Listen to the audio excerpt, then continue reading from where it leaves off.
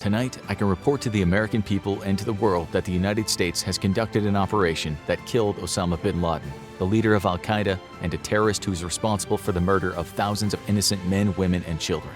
As the president paid tribute to the many who died in Bin Laden's terror attacks, a spontaneous celebration erupted around the country. It was just short of 10 years since the September 11th terror attacks, and many Americans lived in fear of the next attack.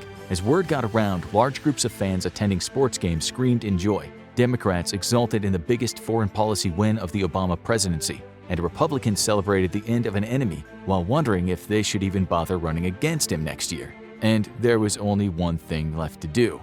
12:59.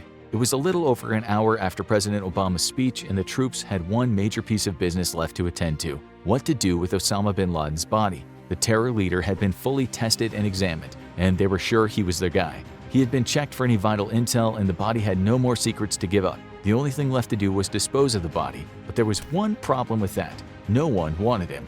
Bin Laden was wanted in just about every country on the planet, and even countries where he had sought refuge, Pakistan and Afghanistan, considered him an outlaw. No country would want to give him a grave, because it would be a massive target for radical activity. No one wants to have an Al-Qaeda pilgrimage in your country every year, so why not just cremate his body and be done with it?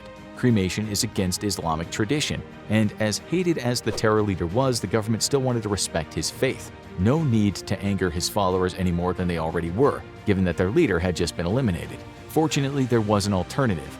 Bin Laden's body was loaded onto the aircraft carrier Carl Vinson, and the U.S. government called the government of Saudi Arabia for approval to dispose of the body.